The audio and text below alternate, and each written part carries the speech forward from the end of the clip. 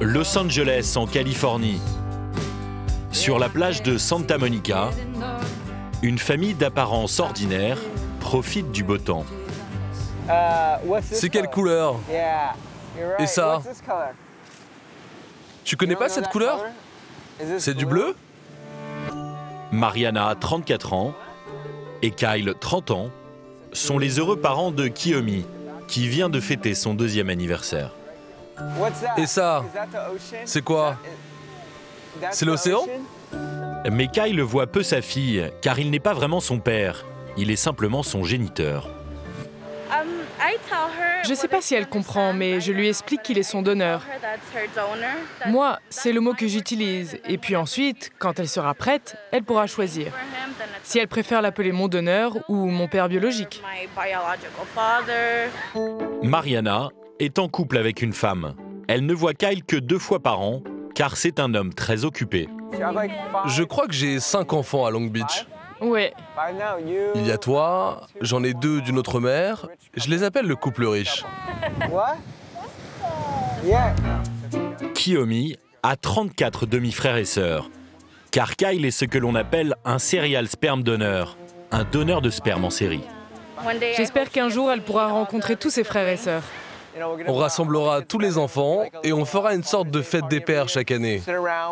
On sera tous ensemble, on fera des barbecues, on jouera au volleyball et on pourra faire des équipes. La moitié des enfants contre l'autre moitié. Une belle et grande famille. Salut! Sois cool! Aux États-Unis, entre 30 et 60 000 enfants naissent chaque année d'un don de sperme. Un marché juteux qui s'élève à plus de 4 milliards de dollars. Pour une insémination, il faut débourser en moyenne entre 5 et 10 000 dollars dans une banque de sperme. On a essayé une dizaine de fois. C'était 800 $ à chaque fois. Un coût élevé qui encourage certaines femmes à se tourner vers une solution alternative, les donneurs sauvages. Sur Internet, des milliers d'hommes proposent leur aide, souvent gratuitement. Allez, on y va, je suis prêt, et toi? Mais cette méthode peu coûteuse n'est pas sans risque. Consanguinité, maladie génétique ou incertitude concernant l'autorité parentale, ces dons sauvages sont mal encadrés. Enquête sur les serial sperm donors, un phénomène en pleine expansion, au pays de la liberté.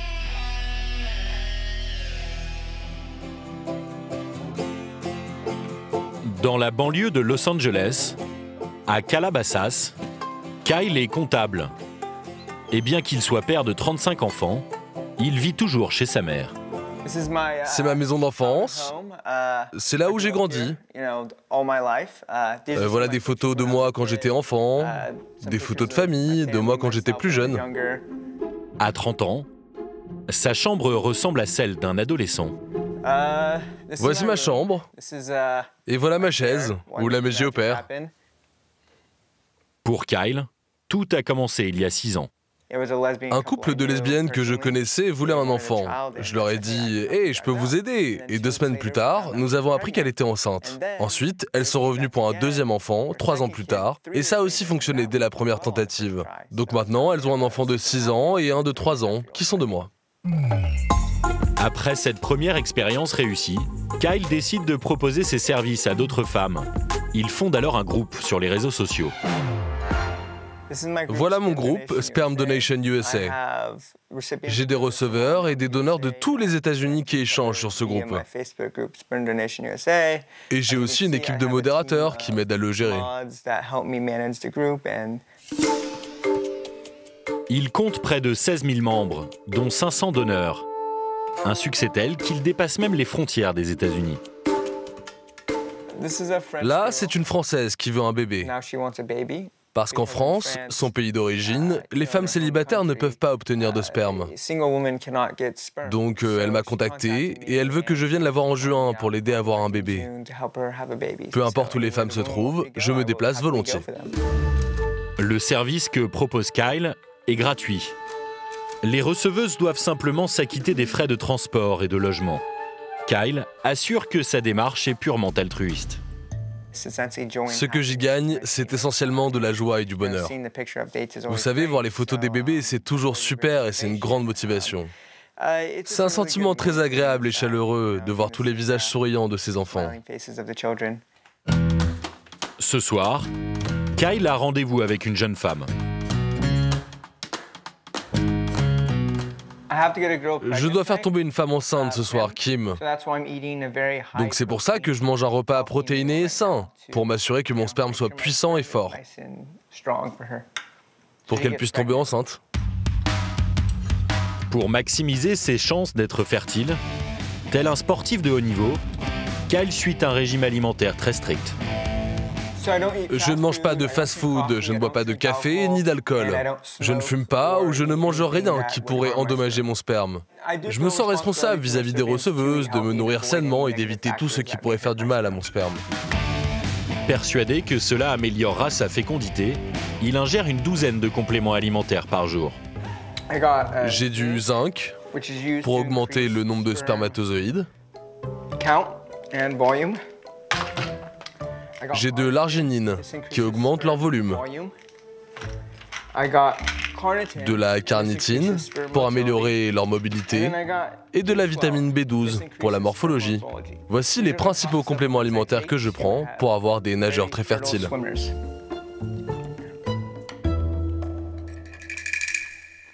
Kyle prend aussi quelques précautions médicales.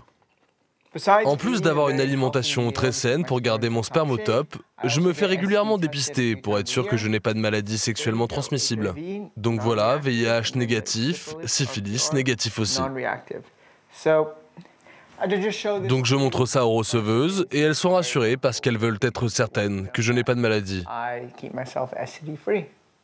Il déclare se faire tester 2 fois par an, un chiffre presque dérisoire, alors qu'il a donné plus de 20 fois son sperme en 2020.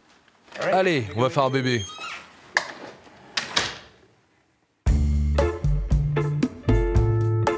Pour procéder aux inséminations, Kyle donne généralement rendez-vous aux femmes dans des hôtels ou des appartements loués pour l'occasion. Ce soir, il a rendez-vous à quelques kilomètres de chez lui, dans cet hôtel situé au bord d'une route, avec Kim. Salut, comment ça va? Salut. C'est bon, on a tout? Tu as pu prendre la chambre? Kim et sa femme Dulce ont déjà essayé d'avoir un enfant via une banque de sperme, sans succès. Elles ont donc fait appel à Kyle, séduites par son profil sur les réseaux sociaux. Il donne beaucoup d'informations sur lui et si on a besoin de précision, il y répond gratuitement. On a longuement discuté avant d'essayer. On a passé une bonne heure au téléphone à parler de son passé, de ses frères et sœurs, de tout. Pour recourir à l'insémination, Kyle utilise une méthode artisanale. Je vais éjaculer dans ce récipient et elles vont se l'inséminer. Ensuite, elles vont s'installer sur des oreillers et elles patienteront pendant 45 minutes. Et même s'il l'a déjà fait des dizaines de fois, Kyle reste très timide. Il tient à son intimité. N'attendez pas juste devant la porte, s'il vous plaît, sinon je vais être nerveux. Si vous êtes tous devant... Non, non, de ce côté, pas de ce côté-là. 15 minutes? Allez, tout le monde dehors. Kim et Dulce vont devoir patienter 15 minutes à l'extérieur de la chambre. Ce n'est peut-être pas l'idéal, mais malgré tout, les deux jeunes femmes ne le regrettent pas. Avec les banques de sperme, vous savez, on doit payer et on n'a pas de contact direct avec le donneur. Sur Facebook, vous pouvez poser n'importe quelle question.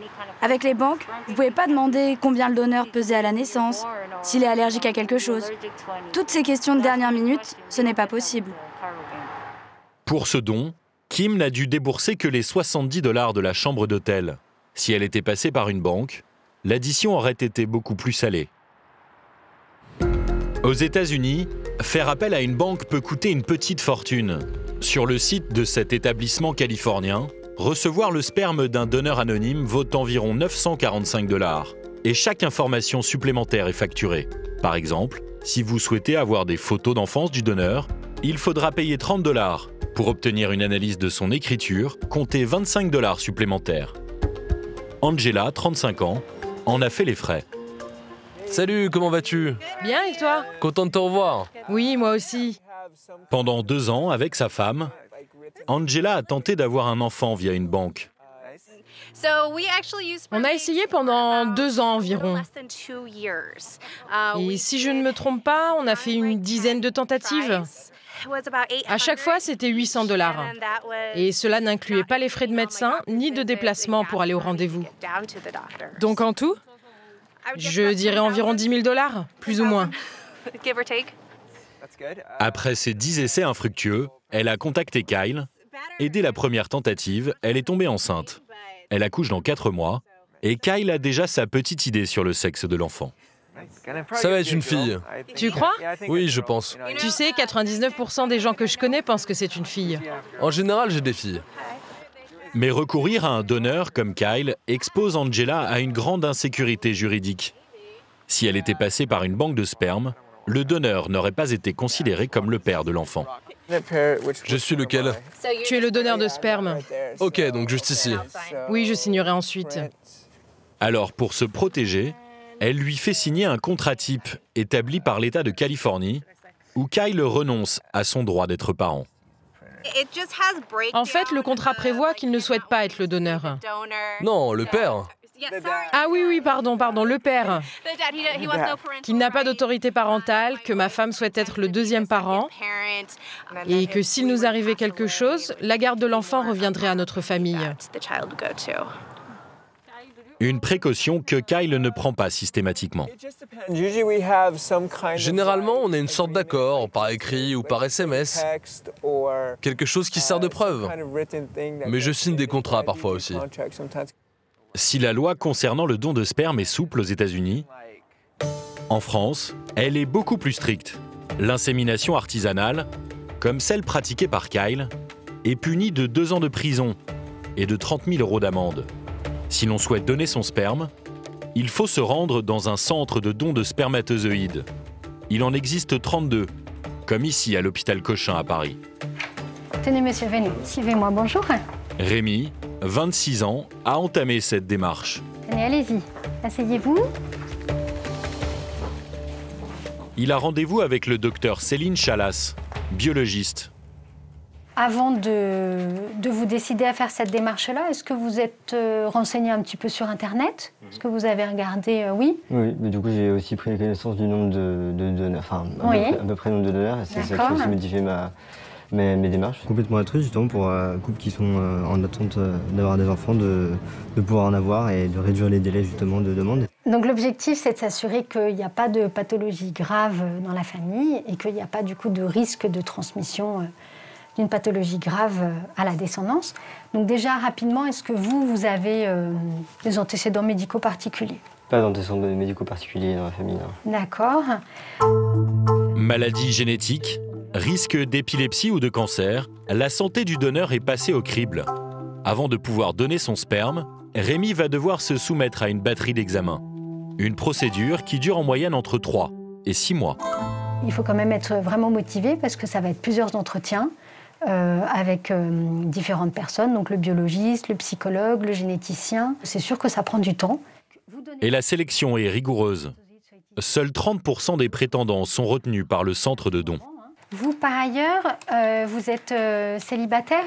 Oui. Oui? Et vous n'avez pas d'enfant? Non. D'accord. Avant de poursuivre la démarche, le docteur Chalas doit assurer une étape primordiale, le recueil du consentement. Donc, vous savez qu'actuellement, la législation française dit que le don est strictement gratuit, anonyme et volontaire. Que vous n'aurez non plus aucune information sur les éventuels enfants qui seront nés des paillettes qui auront été utilisées. L'encadrement strict du don de sperme en France a une conséquence, un long délai d'attente. En moyenne, les receveurs doivent patienter 1 an.